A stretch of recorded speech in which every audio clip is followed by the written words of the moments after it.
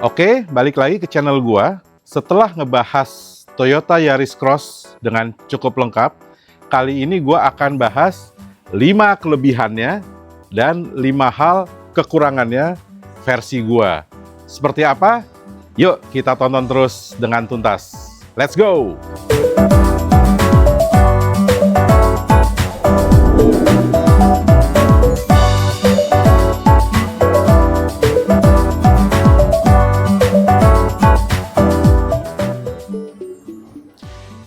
Ya, kita mulai dari 5 kelebihannya dulu ya.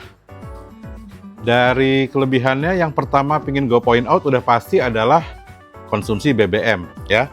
Konsumsi BBM-nya tuh irit banget dari yang review lengkap gue kemarin itu perjalanan Jakarta-Bali pulang pergi aja 1:19 sekian kilometer ya. Jadi bisa 19 kilometer per liter.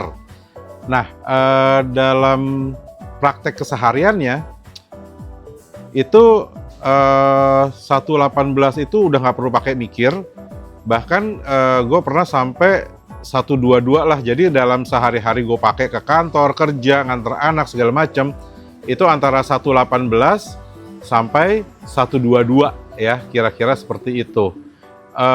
Kalaupun ada yang macet parah, semacet-macet parahnya itu bisa 1.12. Itu juga karena kadang-kadang gue kayak nunggu sebentar di mobil, gue nyalain AC gitu ya. Jadi untuk konsumsi BBM sangat irit, itu kelebihan yang pertama. Oke, kita lanjut ke nomor 2. Dia memiliki ADAS yang lengkap ya. Lu sebutin deh, mau apa? Adaptive Cruise Control, ada, ya kan? Lane Keep Assist, ada. Blind Spot Monitoring, ada. Electric Parking Brake ada, kamera 360 ada, rear cross traffic monitoring ada, anti collision ada. Jadi ADAS-nya tuh lengkap banget dan jujur ini membantu banget ya. Oke, gue emang nyetir udah puluhan tahun dan dari dulu nggak terbiasa pakai itu, tapi ADAS itu bukan untuk menggantikan keahlian seorang supir, tapi membantu memudahkan ya dan membuat mobil lebih safety lagi gitu. Jadi biarpun supir udah jago, kalau udah ada ADAS pun ya menyenangkan dan pastinya akan jadi lebih aman. Kita lanjut lagi ke poin yang ketiga. Nah, ini material interior.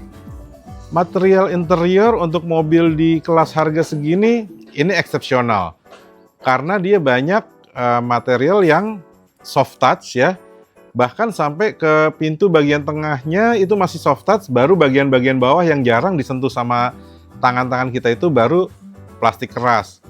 Jadi untuk materialnya tuh bagus banget, bahkan sampai ke belakang pun itu tidak disunat. Biasanya kan pabrikan tuh untuk mengurangi biaya produksi, oke, yang depannya dikasih soft touch, belakangnya plastik keras. Ini enggak sama sekali.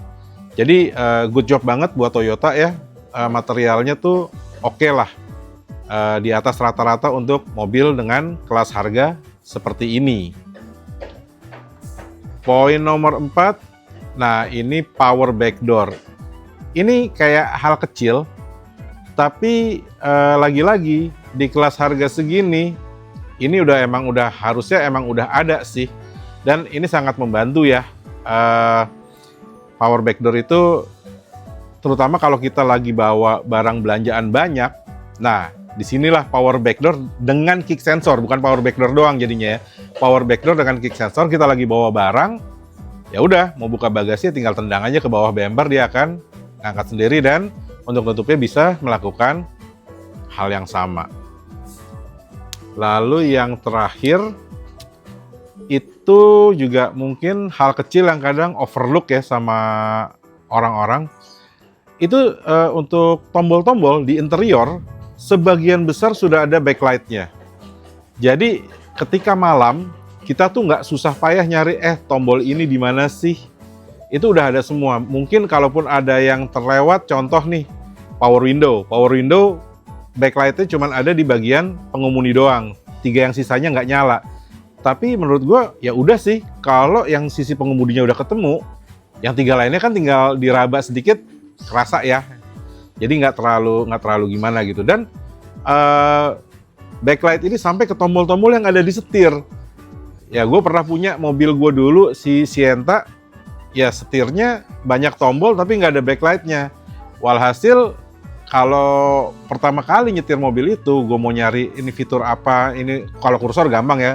Tapi contoh kayak mau ngatur MID atau tombol-tombol lain yang ada di setir itu agak sulit gitu. Kalau ini enggak, ini sampai di setirnya ada nih tombolnya nyala. Ya. Nah, itu 5 kelebihannya nih. Tapi sekali lagi, menurut gue sih nggak akan pernah ada mobil yang sempurna 100%. Pasti ada kekurangannya. Sekarang gue akan sebutin 5 kekurangan versi gue. Ya. Oke. Mungkin di video sebelumnya gue udah pernah sebutin ya. Power steeringnya tuh over assisted.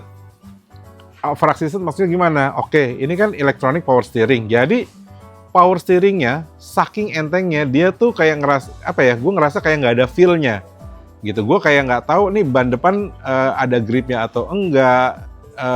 Ya keentengan gimana sih? Jadi kurang mantep aja rasanya. Walaupun kelemahan ini sebetulnya menjadi kelebihan juga buat orang-orang tertentu. Contoh buat cewek-cewek ya yang mau parkir gitu, itu di skenario parkir itu menguntungkan sih ya, tapi kita nyetir mobil tuh parkir paling berapa persen dari seluruh perjalanan kan.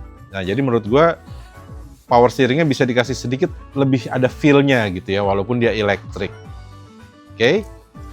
Kelemahan berikutnya cruise control. Si Yaris Cross Hybrid ini udah dilengkapi dengan adaptive cruise control. Yang artinya ketika kita udah set speednya dan di depan ada kendaraan yang lebih lambat, dia akan melambat mengikuti kendaraan di depan. Lalu ketika kendaraan di depan melaju lagi, nah si adaptive cruise control akan melaju sampai batas kecepatan yang sudah kita tentukan sebelumnya. Tapi di sini prosesnya nggak smooth. Ketika ngerem tuh kayak mendadak, kayak gitu kan. Nah begitu nanti di depan udah melaju lagi, itu juga ngegasnya kayak kayak kebelet kayak ya udah langsung kayak digaspol gitu, wow kenceng lagi. Jadi agak kurang smooth, sehingga kalau kita di situasi traffic yang stop and go, bukan stop and go ya, maksudnya nggak stabil, itu kerasa kurang enak gitu.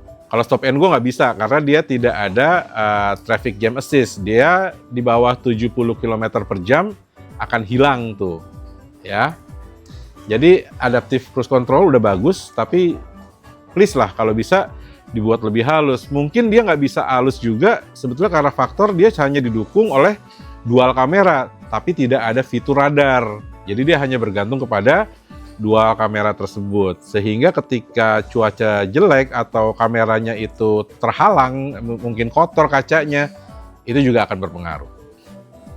Oke. Yang berikutnya, nah ini juga udah gue sebut sih sebelumnya. Ini gue point out lagi, displaynya itu secara garis besar udah oke. Tampilan data-data berkendara, kehematan bahan bakar udah oke. Figur tenaga segala macam udah oke. Cuman kenapa ya di bagian paling kanan yang jadi speedometer dan indikator bensin itu kenapa angkanya angka kalkulator? Tolonglah itu diperbaikin. Ya artinya sayang aja lu ngerusak hal-hal lain yang udah bagus, yang udah ada, lu rusak sama angka kalkulator segede gitu. Itu aja sih pesan gue.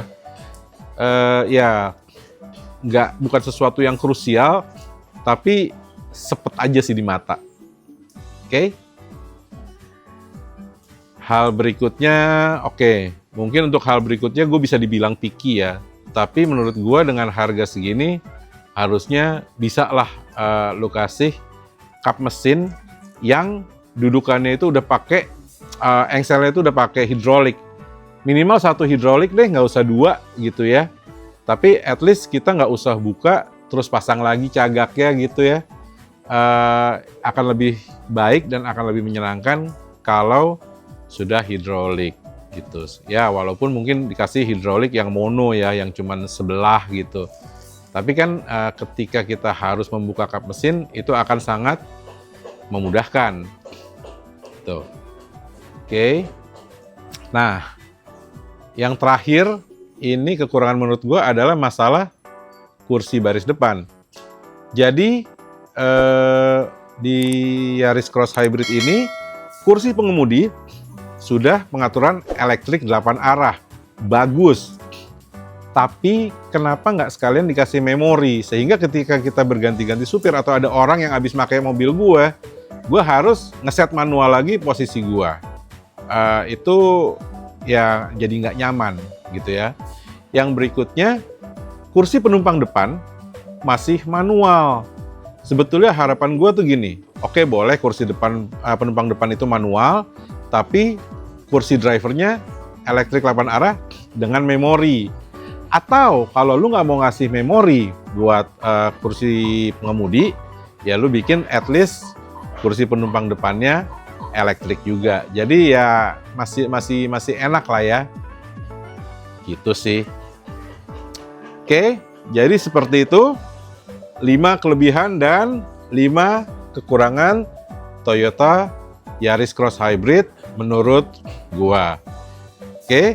Nah, buat lo yang lagi nyari Toyota Yaris Cross baik hybrid maupun bensin, gimana? 5 kelebihan dan 5 kekurangan itu mempengaruhi keputusan kalian nggak sih? Untuk akhirnya beli atau nggak beli mobil ini? Coba tulis di kolom komentar ya. Dan buat kalian yang sudah memiliki Toyota Yaris Cross baik yang hybrid maupun yang bensin, ada yang mau ditambahin nggak? Boleh juga tulis di kolom komentar. Oke, terima kasih buat yang sudah menonton sampai selesai. Jangan lupa gue tunggu subscribe-nya, like-nya, komennya, dan share-nya. Tolong terutama subscribe-nya ya, karena gue lagi ngejar 1000 subscriber. Mohon dukungannya dari lo semua. Oke, kalau gitu, thank you. Sampai jumpa lagi di video gue yang berikutnya. Bye-bye.